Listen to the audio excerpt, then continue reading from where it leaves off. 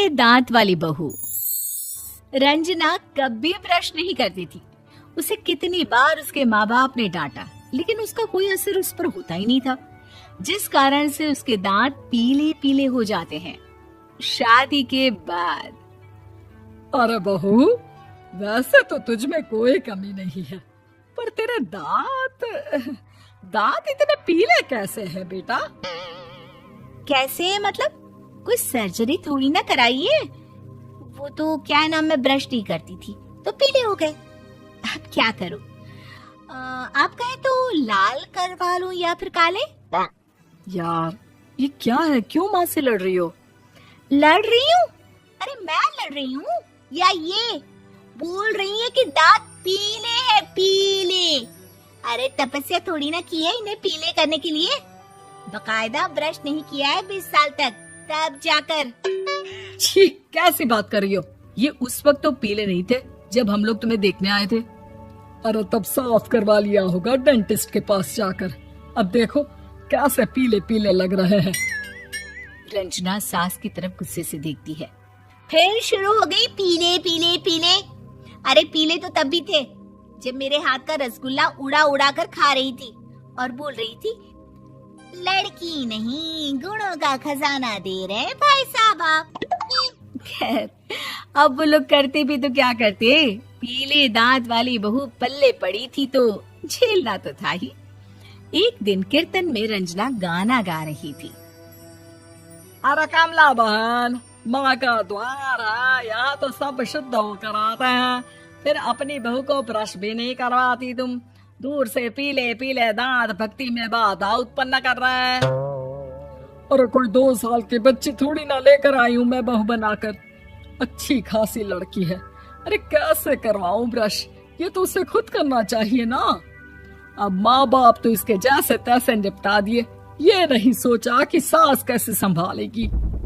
सास बहू को लेकर घर आ जाती है, लेकिन सोच लेती है कि अब इसे लेकर कहीं नहीं जाएगी। अगले रोज बहू कहती है, अरे क्या हो गया, मंदिर नहीं जाना क्या? कीर्तन का वक्त हो रहा है। मेरी मधुर वाणी से कान्हा जी जागते हैं और सोते हैं। आप तो जानती है ना उनकी भक्ति में कितना मन लगता है मेरा। वो क्या है ना, तबीयत ठीक नहीं लग रही है मेरी, आराम करूंगी मैं। तबीयत ठीक नहीं लग रही? अभी तो मिथुन के गाने पर नाच रही थी आप, और अब बोल रही है कि तबीयत ठीक नहीं लग रही। अरे भक्ति में मन लगा लो सासू माँ, ऊपर जाना है, क्या मुंह दिखाओगी आप? हाँ? सास को बहू की बात पर गुस्सा आ जाता है। मैं क्या मुंह दिखाऊंगी, इसकी चिंता तो ना कर, समझी? अपने मुंह की चिंता कर, जो ये पीले पीले दांत लेकर हर जगह पहुंच जाती है। पता है लोग कितना मजाक बनाते हैं। ना जी ना, मैं नहीं जाना कहीं तेरे साथ। तो ये बात है। कोई ना, मत जाओ, मैं अपने कमरे में ही बैठकर भक्ति कर लूंगी। ऊपर वाला दांत थोड़ी ना देखता है, मन देखता है, भावना देखता है। और अरे बस बस, तू सब कुछ दिखा, बस ये सफेद चमकदार दांत ना दिखाना किसी को, है? जा यहाँ से। बहू को सास की बात का कोई फर्क नहीं पड़ता, वो तो जैसी थी वैसी ही रह जाती है। सुबह नहाकर किचन में खाना बनाना, फिर खाना खाना, कीर्तन भजन करना और सो जाना। एक दिन, माँ जी मैं सहेली के घर जा रही हूँ, शाम को लेट आऊंगी। हाँ हाँ तो जाना, मैंने कौन सा तेरी आरती करनी है घर पर बैठकर। रंजना सहेली के घर जाती है, जहाँ वो पार्टी में जाने की तैयारी कर रही होती है। अरे शिखा, कहाँ जाने की तैयारी कर रही है? मैं गलत वक्त पर आ गई क्या? अरे नहीं यार, उल्टा सही वक्त पर आई है। मैंने ये साड़ी और ज्वेलरी निकाली है यार, शाम को इनके ऑफिस की एक पार्टी में जाना है। बताना कैसा लग रहा है ये सब? नहीं यार, इस ड्रेस के साथ तो वो वाली ज्वेलरी अच्छी लगेगी। हाँ हाँ सही बोल रही है, मैंने ध्यान ही नहीं दिया। वैसे तो हमेशा से मस्त फैशन सेंस रखती है। तो बड़ा जाती होगी ना पति के साथ पार्टी में। रंजना कुछ नहीं बोलती, बस सोचती है कि यार काश ये बात सही हो जाती, पर मैं क्यों नहीं जाती पार्टी में? क्या इन लोगों की कोई पार्टी होती नहीं होगी? रंजना घर आती है और रात में पति से सवाल करती है, एक बात बताइए, आप मुझे किसी पार्टी में क्यों नहीं ले जाते? क्या आपके यहाँ ऑफिस में पार्टी नहीं होती? पति बेचारा क्या कहता कि दांत पीले हैं तुम्हारे इसलिए।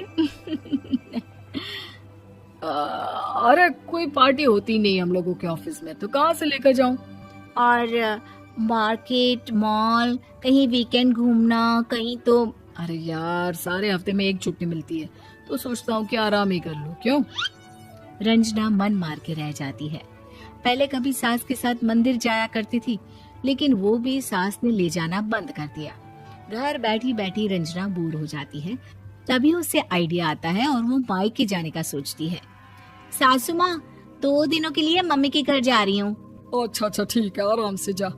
और हाँ, माँ से कुछ अच्छी आदत सीख कर आना कि कैसे शरीर के हर भाग की तरह दांतों की सफाई भी जरूरी होती है, समझी?